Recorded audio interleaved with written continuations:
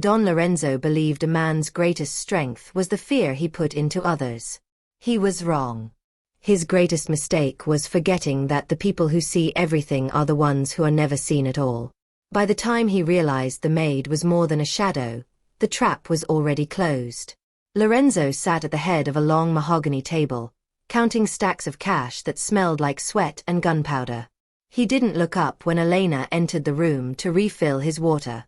To him, Elena was not a person. She was furniture. She was just another object he owned, like the expensive paintings or the heavy gold watch on his wrist. He spoke freely about shipments, bribes, and the names of men he wanted silenced while she polished the silver nearby. He assumed she was too simple to understand the business of monsters. He thought her silence was stupidity. In reality, her silence was a sponge, soaking up every date, every location, and every secret he dropped like crumbs. Elena moved like a ghost through the halls of the mansion, watching the boss grow more arrogant with every successful deal. He felt untouchable, but Elena knew that even the tallest tower falls if you find the right brick to pull. The mansion was a fortress, guarded by men with heavy guns and dark hearts. They checked every car and every guest, but they never checked the laundry baskets. They never searched the woman who scrubbed the bloodstains off the marble floor. Elena had worked for Lorenzo for 5 years. In that time, she learned the rhythm of the house better than the architect who built it. She knew which floorboards creaked and which security cameras had blind spots that lasted exactly 4 seconds during the rotation. Lorenzo's power was built on a foundation of information, yet he was leaking it every single day. He would shout at his lieutenants while Elena dusted the bookshelves behind them. He would leave encrypted ledgers open on his desk because he didn't think a maid knew how to read, let alone understand complex accounting. One afternoon, he even threw a crumpled piece of paper at her feet, ordering her to burn the trash. Elena didn't burn it. She took it to her small, cold room in the basement and smoothed it out. It was a list of bank accounts in the Cayman Islands. To Lorenzo, it was garbage. To Elena, it was the first piece of the rope she was braiding for his neck. Lorenzo's arrogance grew alongside his bank account. He began to treat his own men with the same contempt he showed the servants. He believed money bought loyalty that could never be broken. Elena watched as he insulted his longest-serving bodyguard, Marco, over a minor mistake. She saw the flash of hatred in Marco's eyes before he lowered his head in submission. Elena realized that Lorenzo wasn't just underestimating her. He was underestimating everyone. She began to plant small seeds of doubt. When she served coffee to the guards, she would whisper small truths she had overheard. She told Marco that the boss was planning to replace him with a younger, cheaper man from Sicily. She didn't have to lie. She simply repeated the cruel jokes Lorenzo made behind closed doors. The atmosphere in the mansion began to shift. The air felt heavy, like the moments before a summer storm. Lorenzo was too busy admiring his own reflection to notice the clouds gathering. He thought his kingdom was solid rock, but Elena knew it was shifting sand. She continued to clean, to bow, and to wait. The best weapons aren't made of steel. They are made of words whispered into the right ears at the right time. The turning point came during the annual winter gala. The mansion was filled with the most dangerous men in the city, all wearing silk suits and fake smiles. Lorenzo wanted to show off his wealth, so he ordered Elena to stay in the study and serve drinks to his inner circle. This was the room where the real business happened. As the men grew drunk on expensive scotch, they grew careless. Lorenzo bragged about a shipment of illegal cargo arriving at Pier 47 on Tuesday night. He explained exactly how the police had been paid to look the other way. Elena stood in the corner, her face a mask of boredom, while her mind was a spinning engine. She knew that Pier 47 was outside Lorenzo's usual territory. He was stepping on the toes of a rival family, the Morettis, thinking they were too weak to fight back. Lorenzo laughed as he described how he would take over the entire waterfront by the end of the month. He didn't see Elena's hand tremble slightly as she poured the wine. It wasn't fear. It was excitement. He had just given her the date, the time, and the location of his own execution. He was so sure of his power that he had forgotten the basic rule of survival. Never tell a secret in a room with ears. The next morning, Elena used her day off to visit a small bakery on the other side of town. She didn't go for the bread. She went to meet a man who worked for the Moretti family. They didn't speak long. Elena simply handed him a napkin with a few numbers and a location written on it. She didn't ask for money. Her price was much higher than gold. She wanted to see the look on Lorenzo's face when he realized he had lost everything. The Moretti contact was surprised that a simple maid had such valuable intel. He asked her why she was doing it. Elena didn't answer. She couldn't explain the years of being invisible, the insults, or the way Lorenzo had once slapped her for serving his steak too cold. She didn't need to explain. In the world of the Mafia, a gift of information is never questioned, only used. As she walked back to the mansion, Elena felt a strange sense of peace. The wheels were in motion. Lorenzo was still upstairs sleeping, dreaming of his growing empire, unaware that he had already been sold. He thought he was the lion and she was the mouse.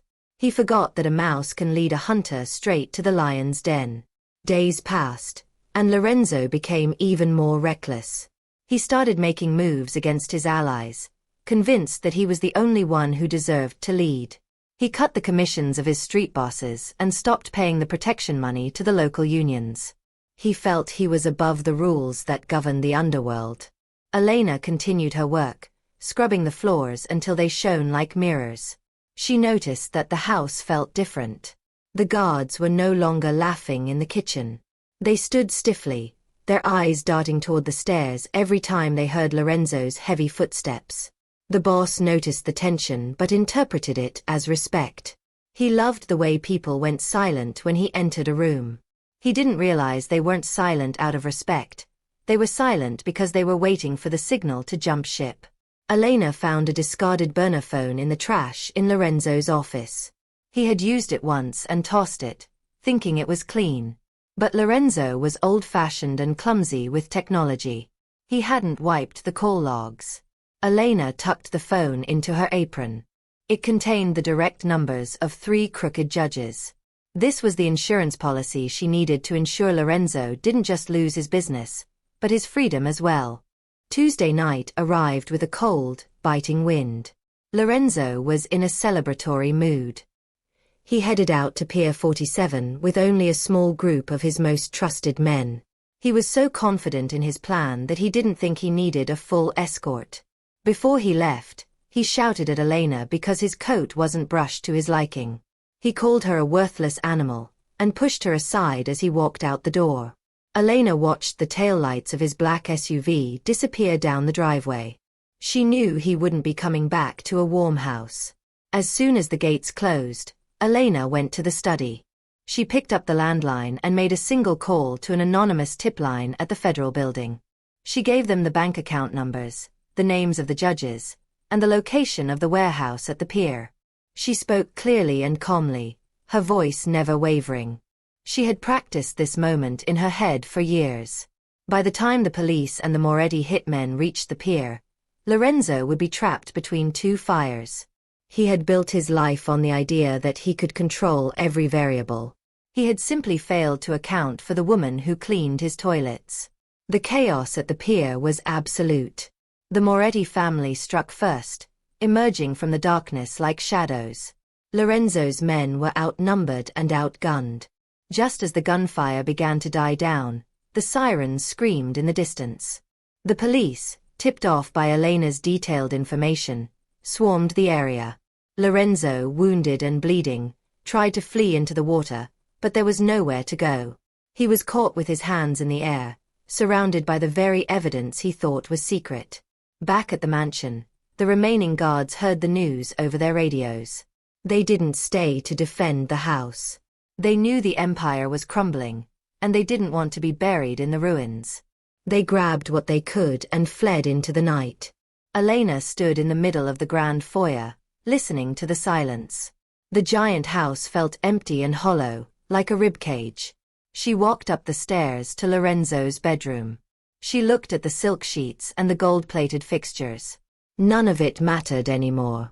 The man who owned it all was currently sitting in the back of a cold police van, his reputation ruined and his life forfeit.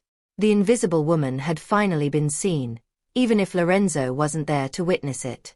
The news hit the papers the next morning. Mafia kingpin arrested in bloody pier ambush. The articles spoke of a mysterious leak that had provided the authorities with everything they needed to dismantle Lorenzo's organization in a single night. There were rumors of a high-level mole or a betrayal by a top lieutenant. No one mentioned the maid. Elena packed her small suitcase.